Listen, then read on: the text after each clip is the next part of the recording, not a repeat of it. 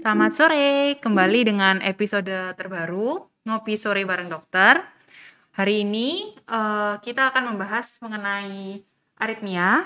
Tentunya saya nggak sendiri, pasti dengan tamu spesial, yaitu saya sekarang dengan Dokter Gunawan Yoga, spesialis jantung dan pembuluh darah. Selamat sore, Sore Dok. sore. Ya, ini pertama, Dok, penyakit aritmia ini apa sih, Dok, sebenarnya? Ya, sebelum memulai mesti kita tahu ya aritmia itu sebenarnya bukan suatu penyakit yang Hmm, yang sangat mengerikan gitu ya. ya. Jadi aritmia ini artinya irama jantung yang tidak teratur.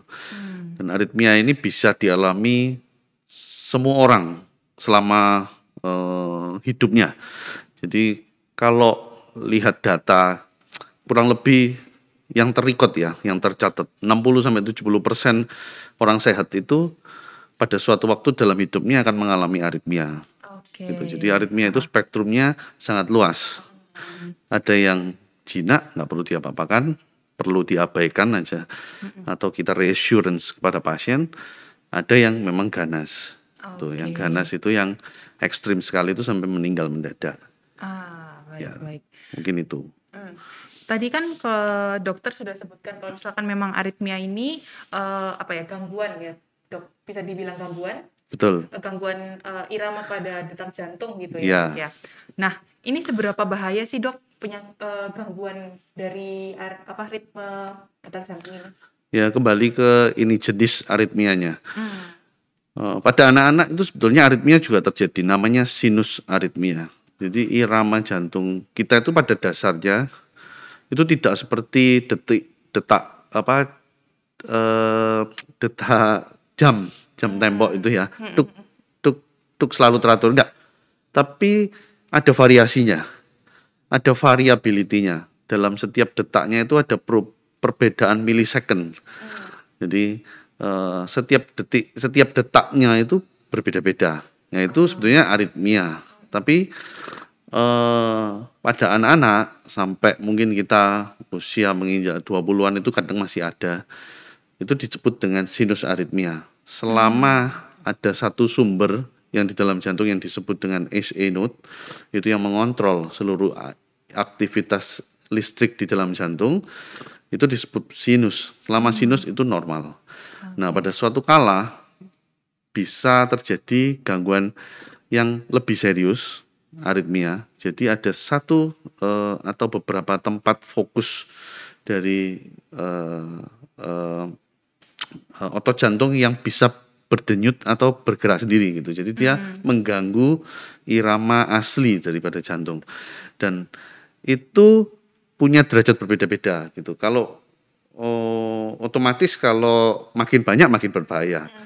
Kalau sedikit dia lebih lebih jinak gitu. Ada tapi ada jenis-jenis tertentu yang memang pada dasarnya dari sononya sudah berbahaya Oh, gitu dan itu yang memerlukan eh, penanganan khusus gitu. mhm Nah, sedangkan yang jinak-jinak gitu atau mhm yang mhm mhm sedikit gitu mhm. biasanya kita hanya reassurance bahwa itu tidak berbahaya. Oke. Tadi, dokter kan bilang kalau misalkan gangguan itu bisa dari sananya. Nah, dari sananya ini maksudnya apa Hmm. keturunan atau bagaimana, Dok? Ya, ada orang-orang tertentu yang lahir dengan sistem konduksi listrik yang mengalami perubahan atau mungkin Mhm, lebih mudah dikenal dengan mutasi. mhm. Jadi di dalam jantung sendiri kenapa jantung itu bisa bergerak? Karena di dalam jantung sifatnya ada aktivitas elektrolit Oke. yang berpindah-pindah, ada gradien di situ. Perbedaan gradien sel dengan di luar sel. Otomatis bergerak sendiri, otomatis berpindah sendiri, menyebabkan arus listrik. Mhm, Dan ini sudah diciptakan dari sana oleh Tuhan, mhm. memang begitu. Oke. Tapi ada orang-orang tertentu yang lahir dengan kelainan channel namanya, ya kelainan pintu dari elektrolit itu. Nah, itu mempunyai resiko mengalami yang disebut sudden electrical disturbance atau aritmia mendadak dan itu biasanya sifatnya maligna atau ganas gitu ya Oke jenis-jenis oke. mungkin yang bikin heboh itu seperti Brugada syndrome ya early repol syndrome itu jadi orangnya tampak sehat aja, ya pada suatu saat dalam umur hidupnya dia bisa mengalami yang disebut seperti sudden death atau sudden syncope yang tidak bisa dijelaskan penyebabnya, kondisinya bagus-bagus, badannya sehat, olahragawan bahkan dia bisa tiba-tiba pingsan mendadak atau hilang kesadaran mendadak. Itu disebabkan karena iramanya dari jantung jadi cepat sekali. Itu Oke. jenis aritmia yang lethal. Oke, kalau gitu, Dok. Nah, sebenarnya penyebab dari aritmia sendiri itu apa sih, Dok? Penyebab dari aritmia banyak sekali. Mhm. Ya salah satu yang tadi memang dilahirkan dengan kondisi seperti itu. Ada yang disebabkan dari luar gitu, jadi bukan dari jantung sebetulnya. Ada biasanya paling sering ya kelainan elektrolit, misalnya pasien diare, pasien kehilangan elektrolit banyak. Otomatis elektrolit di dalam sirkulasi itu berkurang atau ada yang lebih, nah itu mengganggu irama jantung. Lalu ada penyakit dari jantung sendiri, penyakit jantung koroner, itu paling yang banyak sekarang. Itu kalau sudah istilahnya penyakit jantung yang cukup berat, yang memerlukan penanganan khusus, itu biasanya banyak aritmianya. Mmm. Aritmia yang perlu penanganan atau monitor khusus gitu. Jadi ini bisa menyebabkan irama lethal tadi, bisa juga yang menetap seumur hidupnya, tapi Mmm. nggak bahaya gitu. Oke oke. Bener nggak sih, Dok, aritmia ini bisa dipicu oleh gaya hidup yang tidak sehat? Ya bisa juga. Jadi orang-orang yang sudah punya riwayat aritmia, biasanya kita nggak menyarankan pasien untuk mengkonsumsi zat-zat atau substance tertentu yang memicu Mhm. memicu aritmia. Contohnya kafein. Oke. Ya, kafein itu kalau pada pasien yang sudah punya aritmia, Heeh heeh. ya jangan diminum, jangan dicobai, Oke. karena bisa menyebabkan irama jantungnya jadi nggak stabil. Mhm mhm. Atau ada beberapa obat-obat tertentu yang mempunyai efek ke dalam repolarisasi atau istirahatnya, fase istirahat dalam jantung. Jadi di jantung itu ada istilahnya fase depolarisasi sama fase repolarisasi. Artinya Mhm. pada waktu depolarisasi itu listrik bangkit, repolarisasi listrik turun. Nah, ada beberapa obat yang bisa mengganggu fase pada saat jantung itu mengalami repolarisasi atau istirahat. Nah, itu kalau pada jantung dari orang tersebut sudah punya gangguan listrik, itu bisa mengalami aritmia yang berbahaya juga. Contohnya pada orang-orang yang dilahirkan dengan long QT syndrome. Mhm. Jadi ECG kita bisa lihat dengan ECG itu bisa kelihatan dengan jelas. Oke oke. Berarti kalau misalkan, kebanyakan minum kopi atau Iya, teh, itu bisa menyebabkan aritmia atau enggak, Dok? bisa. Orang-orang Ah, oke. tertentu walaupun tidak sakit juga Mhm. bisa terjadi aritmia, tapi karena dia nggak punya riwayat aritmia yang membahayakan, Mhm. sebetulnya ya iramanya mungkin aritmia hanya sejenak aja, Mmm. short term aja. Ada yang bisa merasakan, ada yang nggak bisa. Oke. Jadi nggak tentu gitu. Yang nggak bisa merasakan ini yang bahaya ya, Dok, ya Ya, sebenarnya ya, Dok? nggak bisa kalau nggak bisa merasakan itu nggak kadang datang ke dokter itu agak terlambat gitu. Oke. Ya, kalau bisa merasakan biasanya lebih awal, tapi kadang-kadang Mhm. orangnya lebih mudah panik. Oke Ya, oke lebih oke panik. oke. Heeh heeh heeh. Ya, kalau misalkan yang di rumah mungkin suka minum kopi-kopi kekinian ya sekarang ya.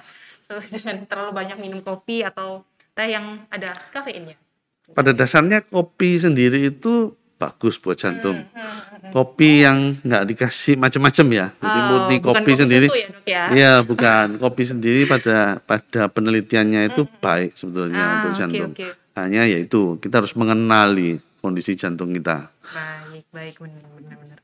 Ya, kalau misalkan gejala yang akan timbul, Dok, dari penyakit aritmianya sendiri apa, Dok?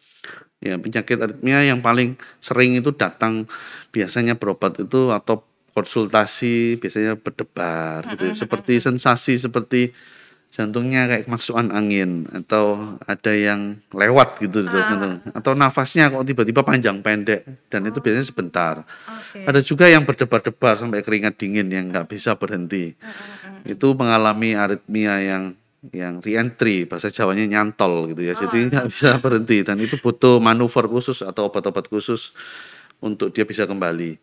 Nah, Ada juga yang ekstrim. Ekstrim ini sampai kejang, sampai meninggal mendadak. Itu jenis aritmia yang little gitu. Oke. Kapan Dok, kalau misalkan seorang nih udah ngerasain, wah kayaknya ada yang nggak beres nih, kayak gitu. Itu kapan sih Dok seseorang tuh harus periksa ke dokter? Karena beberapa dari gejalanya yang tadi udah dokter sebutkan gitu ya, Ya, cukup sering dialami sehari-hari Dok. ya, ya. Jadi eh, ada beberapa hal kapan kita harus memeriksakan kondisi yang diduga aritmia ini ke dokter spesialis jantung. Yang pertama, kalau itu membuat kita menjadi pingsan, ada gejala pingsan atau hampir pingsan, digelap matanya tiba-tiba, disertai dengan berdebar atau denyut jantung yang tiba-tiba nggak beres lah di dada sini. Terus yang kedua, berdebar yang nggak hilang-hilang.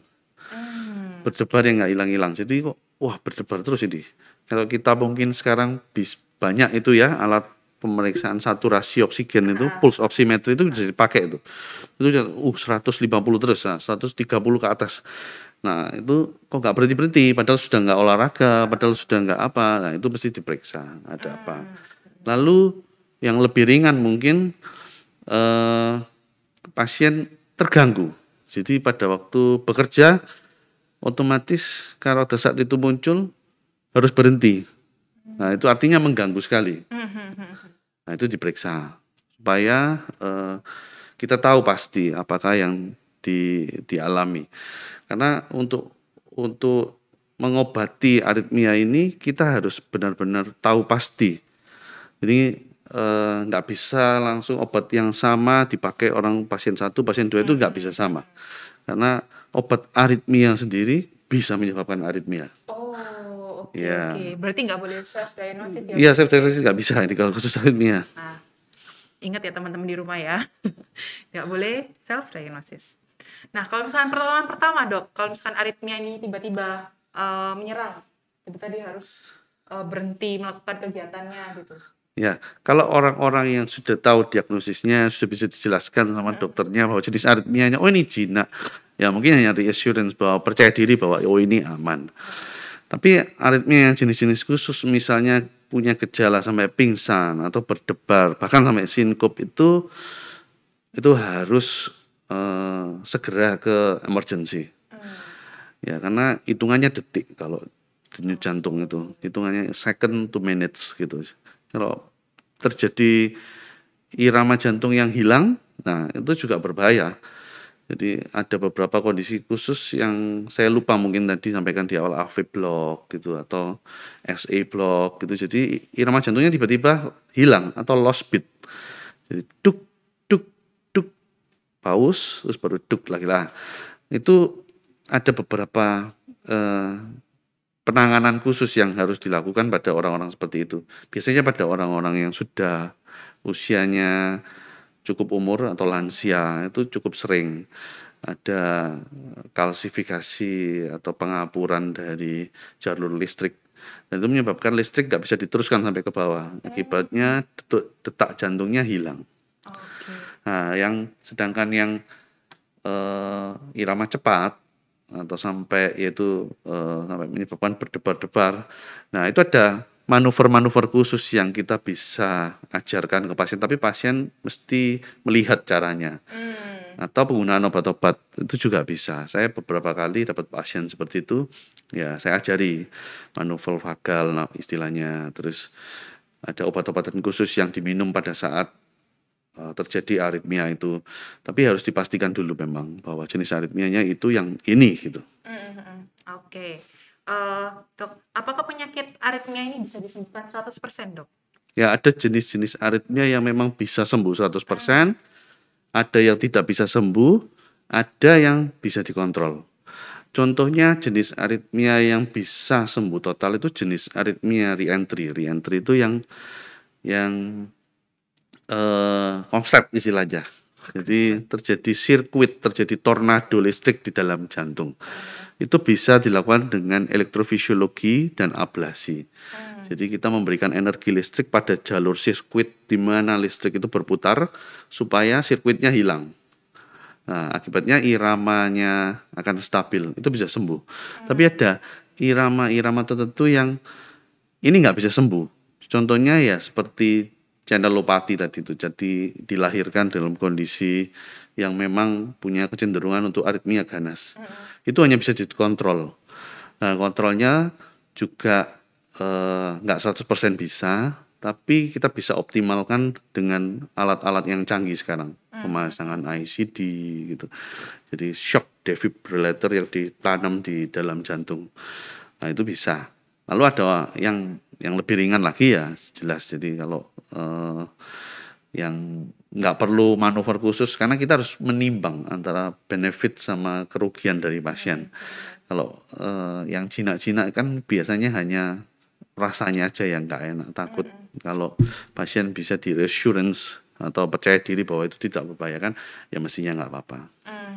Baik Dok, kalau gitu. Dok, bagaimana cara mencegah penyakit aritmia? Oh, bukan penyakit sih tadi ya, Iya, gangguan aritmia ini agar apa ya? Ya mungkin mencegah gitu ya Dok ya, mencegah ya. mencegah gangguannya. Ya, aritmia kadang kan dipicu oleh yaitu substan dari luar, kadang emosi juga, kadang sistem simpatis, autonomic nervous system dari badan sendiri. Jadi biasanya orang-orang dengan aritmia yang ganas, kita sarankan untuk supaya hindari olahraga-olahraga yang kompetitif. Jadi kalau dia seorang atlet, ya kita nggak saranin. Jadi ada kondisi, bukan semua aritmia ya, jadi aritmia tertentu aja, contohnya hipertrophic obstructive cardiomyopathy yang dengan aritmia ganas, atau aritmia-aritmia dengan early repol, atau sindrom-sindrom tertentu, itu kita hindari juga pasien untuk melakukan olahraga kompetitif. Tapi ya sebenarnya kalau aritmia yang cuma isolated, artinya cuma datang sesekali aja, itu betul-betul nggak bisa dihindari. Nah, kecuali itu sangat membahayakan, ya kita tekan dengan obat. Oke, iya. Mungkin ada yang bisa disampaikan Dok ke teman-teman yang lagi dengerin podcast kita agar lebih aware akan gangguan aritmia ini. Ya, intinya sih kalau mengalami gejala-gejala tadi, yang pertama ya pernah sampai pingsan, atau keluarganya ada yang meninggal mendadak atau pingsan, itu harus memeriksakan diri, itu mandatory. Dalam guideline itu mandatory. Lalu yang kedua, kalau ada irama jantung yang berdebar tapi tidak bisa berhenti seketika dan itu berlangsung bermenit-menit, itu sebaiknya segera diperiksakan. Lalu yang ketiga, kalau itu sampai mengganggu aktivitas dan menyebabkan kita dari bekerja atau fokus terganggu, nah itu juga sebaiknya diperiksakan. Nah, di luar itu sebenarnya nggak usah terlalu khawatir.